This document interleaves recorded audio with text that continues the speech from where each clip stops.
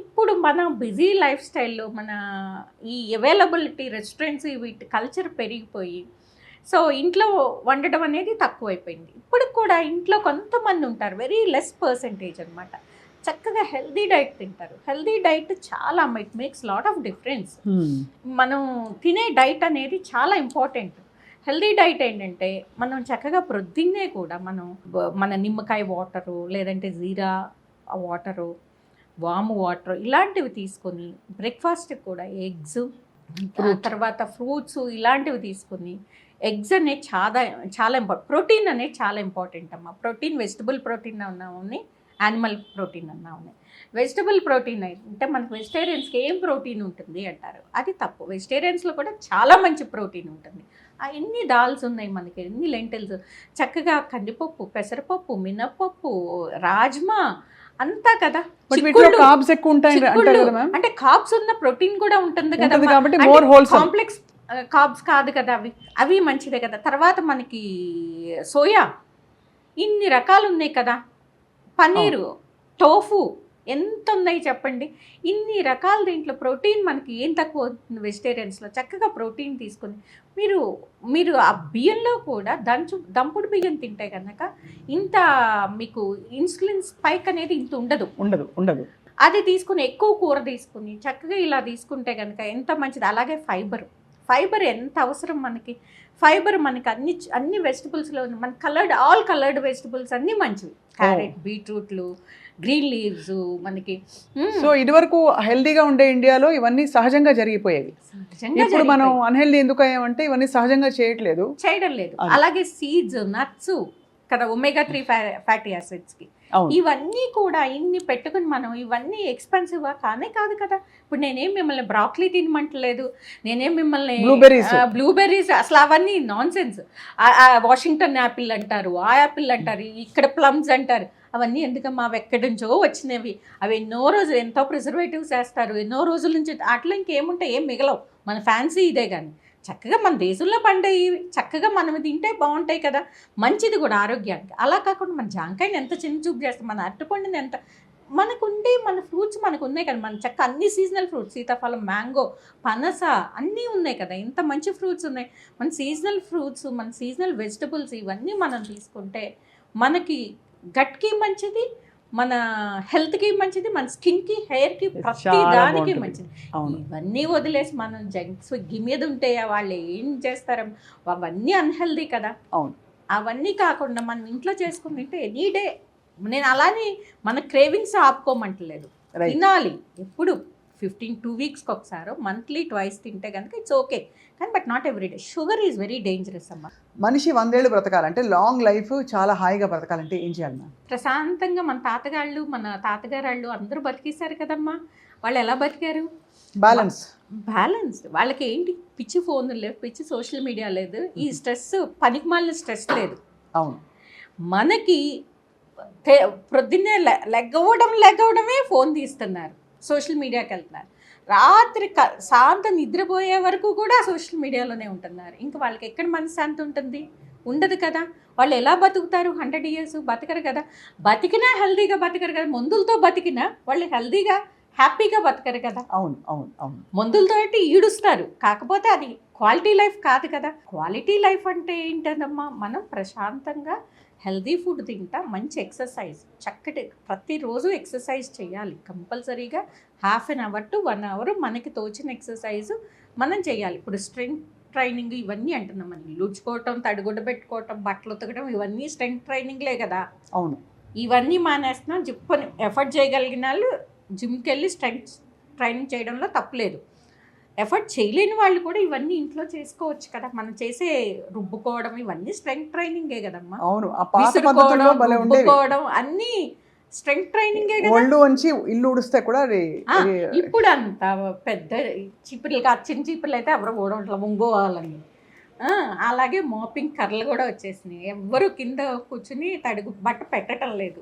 So ఇవన్నీ లేకపోతే మరి ఎలా హెల్త్ ఇది ఉంటుంది? అన్నిటికంటే మేజర్ ఎఫెక్ట్ వచ్చి స్ట్రెస్ అమ్మ. మనం తీసుకునే పనికిమాలిన స్ట్రెస్ ఎక్కువైపోయింది. అవునవును. చాలా మంది అంటారు, మా వర్కర్స్కి, మా హెల్పర్స్కి జుట్టు బాగా ఉంటుందండి, వాళ్ళు బాగా ఉంటుంది అంటే వాళ్ళకి ఇక్కడ దీంతో పనిచేయరు, దీంతో వాళ్ళకి అవసరం లేదు, వాళ్ళదంతా ఇవే.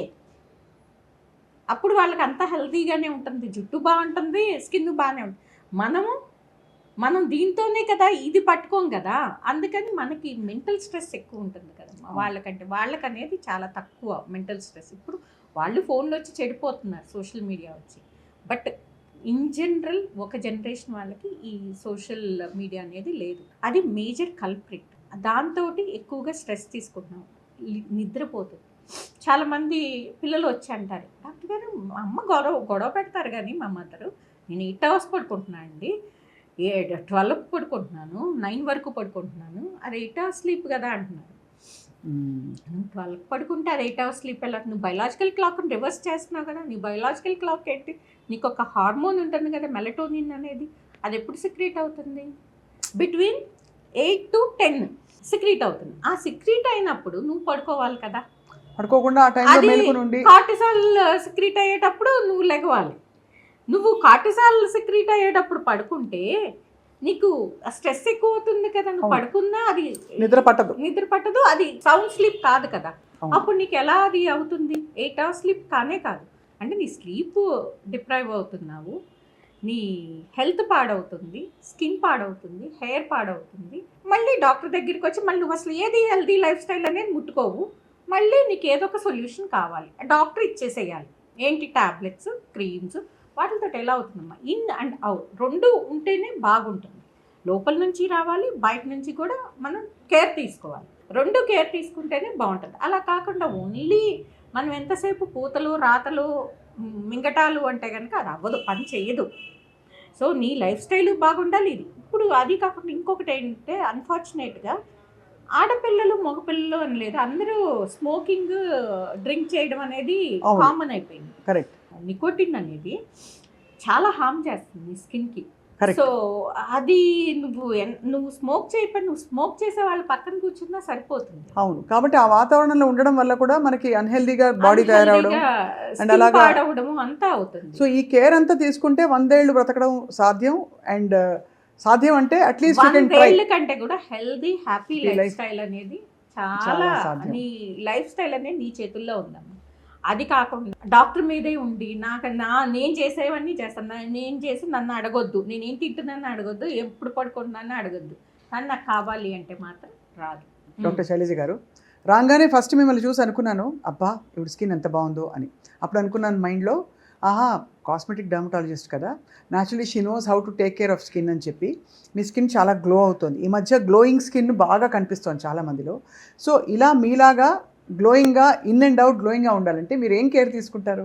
మంచి క్వశ్చన్ స్వప్న గారు.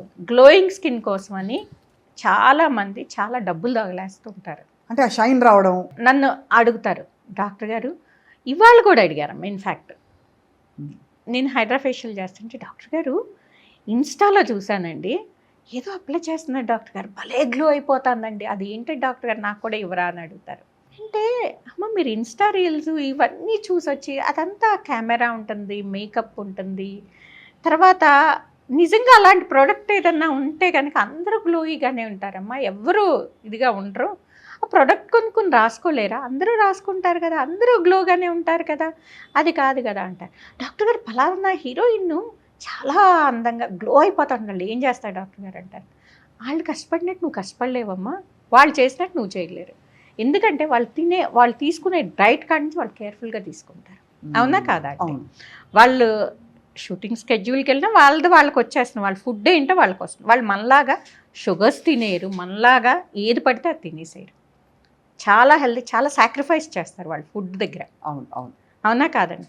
వాళ్ళు అలా తినేస్తే అంత షుగర్లు అంత కార్బోహైడ్రేట్లు అలా తినేసి అన్హెల్దీగా తింటే వాళ్ళు అసలు ఆ ఫీల్డ్కే పనికిరారు. కరెక్ట్. అవును. అవునా కాదా? అది గుర్తించరు. వాళ్ళు ఏదో పూసేసుకుంటున్నారు, ఏదో తాగేస్తున్నారు, ఏదో చేయించేసుకున్నారు, గ్లో అయిపోతున్నారు అనుకుంటారు. నెంబర్ 1 వాళ్ళ లైఫ్ స్టైల్. వాళ్ళకున్న తక్కువ టైంలో నిద్ర కూడా జాగ్రత్తగానే పోతారు. వాళ్ళు ఎక్సర్సైజ్ కంపల్సరీగా చేస్తారు. వాళ్ళు కాదు మ్యామ్, మీరు. నేనైనా అమ్మ ఫుడ్ అనేది నేను చాలా జాగ్రత్తగా తీసుకుంటాను. ఆయిలీ ఫుడ్ అది అవాయిడ్ చేసేస్తాను. అంటే ఆయిలీ ఫుడ్ అంటే నేను టోటల్గా ఆయిలీ ఫుడ్ అవాయిడ్ చేయను. అంటే ఆయిల్ ఎక్కువ వేస్తే మాత్రం ఊరుకోను. మంత్కి 2 kilos మించకూడదు మా ఇంట్లో ఆయిల్. ఎంతమందికి? మా ఇంట్లో మేమిద్దరం ఉంటాము, ఎందుకంటే పిల్లలు got married and left, and మాకు హెల్పర్స్ ఇంకొక ఇద్దరు ఉంటారు. సో నలుగురికి అంటే అరకిలో మనిషికి అంతే ఆయిల్, అంతకంటే ఉండకూడదు. నాట్ మోర్ దెన్ దట్ అమ్మ. వాటెవర్ యు ఇప్పుడు మనిషికి 2 కిలోలు వాడతారండి ఇంట్లో మామూలుగా అయితే. అది టూ మచ్ కదమ్మా. అంటే ఇంకా ఫ్రైడ్ అన్ని చూసుకుంటే అది టూ మచ్ కదా. 15 మంది ఉండే ఇల్లు జాయింట్ ఫ్యామిలీస్ లో 30 కిలోలు నూనె కొనగా నేను చూసా.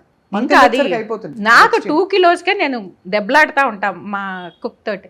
2 కిలోస్ అమ్మో 1 కిలోతో చేయమని నేను లెక్కిస్తాను, నేను డేట్ రాస్తాను డైరీలో. నాకు ఆ డేట్కి ఆ నెలకి నేను చూసుకుంటాను. 2 కిలోస్ ఇంతకుముందు 1 కిలోనే ఇచ్చేదాన్ని, ఇప్పుడు గొడవ పెట్టేస్తుంది మానేస్తుందని 2 కిలోస్ ఇస్తున్నాను. సో అది కూడా నేను ఎక్కువ అనుకుంటాను. అంటే వీలున్నంత వరకు ఇంటి ఫుడ్ అమ్మ. నాకు ఏ రోజు ఆ రోజు ఫ్రెష్గా వెజిటబుల్స్, చికెన్ తింటాను, ఎగ్స్ తింటాను, కంపల్సరీగా డైట్లో ఉండాలి. కార్బోహైడ్రేట్స్ అనేది ఎప్పుడన్నా తింటాను, నేను రెగ్యులర్గా తిన్నాను, మేబీ వీక్లీ వన్స్ ఏమో, అది కూడా పచ్చడన్నం క్రేవింగ్ అయితే అప్పుడు తింటాను, అంతకు మించి నాకు కార్బోహైడ్రేట్స్ వెళ్ళవు. సో ఎక్కువగా వెజిటబుల్స్, మీట్ తింటాను, ప్రోటీన్ ఎక్కువగా తింటాను, నేను ఫ్రూట్స్ తింటాను. ఫ్రూట్స్ కూడా అదే పనిగా తినేది, ఎందుకంటే ఎక్కువ ఫ్రూట్స్ తిన్నా దాంట్లో షుగరే ఉంటుంది. Maximum 1 or 2, not more than that. Mangoes అయితే 2 తింటాను. సో అలా 1 or 2 ఫ్రూట్స్ కంటే ఎక్కువ తినకూడదు. ఫైబరు, ఫ్రెష్ వెజిటబుల్స్, ఫ్రూట్స్, తర్వాత ప్రోటీన్ ఎక్కువగా తింటాను. Exercise compulsory. నేను అలా కూర్చుని ఒక దగ్గర అన్లెస్ అదర్వైజ్ నా క్లినిక్లో ఉంటుంది, నేను అలా కూర్చోలేదు నేను అసలు. అది నా నేచర్ కాదు. ఎప్పుడు యాక్టివ్గా ఉంటారు, ఎప్పుడు తిరుగుతానే ఉంటాను, తిరిగినట్టే. వాకింగ్ అయితే బాగా చేస్తాను నేను, మినిమం 1.5 hour వాకింగ్ చేస్తాను రోజు కంపల్సరీగా చేస్తాను.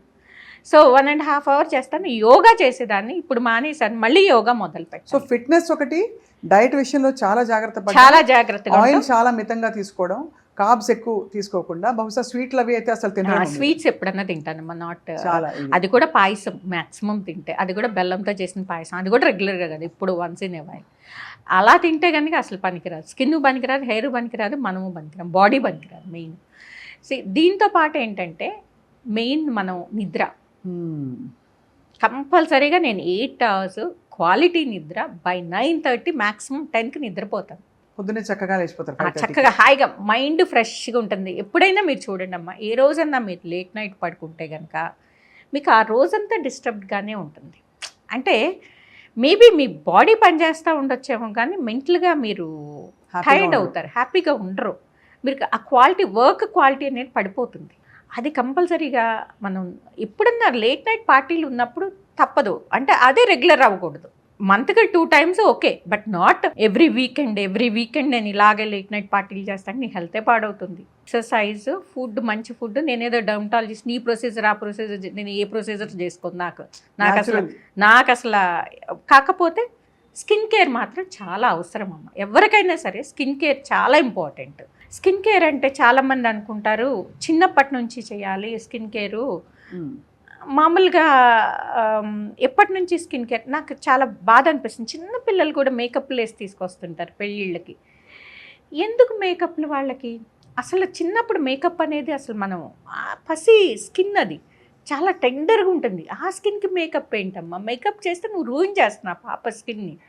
సో ఎప్పుడు ఇంతకుముందు ఎవరు చేసేవారంటే డాన్స్ చేసే పిల్లలకి వేసేవారు, ఇప్పుడు అది మానేస్తున్నారు.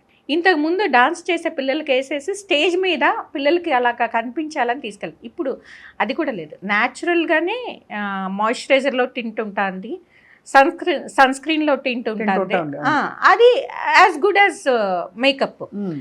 సో మీరు ఎప్పటి నుంచి అసలు స్కిన్ కేర్ మొదలు పెట్టాలి అంటే, స్కిన్ కేర్ అనేది చిన్నప్పటి నుంచే ఉండాలి. మనకి చిన్నప్పుడు నూనె రాసేవారు, మాయిశ్చరైజర్ రాసేవారు, that is called skin care. Right. Sunscreen 1 year తర్వాత మొదలు పెట్టాలి. పిల్లలు అంటే స్కూలింగ్ ఏజ్, బయటకు వెళ్ళేటప్పటి నుంచి మొదలు పెట్టాలి. ఎందుకంటే ఎప్పుడు చాలామంది అనుకుంటారు పిగ్మెంటేషన్ వచ్చాక సన్ స్క్రీన్ మొదలు పెడితే ఉపయోగం ఏం లేదు, అదేం ట్రీట్మెంట్ చేయదు. సన్ స్క్రీన్ అనేది ఆపుతుంది, పిగ్మెంటేషన్ రాకోకుండా. అది చిన్నప్పటి నుంచి వాళ్ళకి లైఫ్లో ఒక పార్ట్ అవ్వాలి.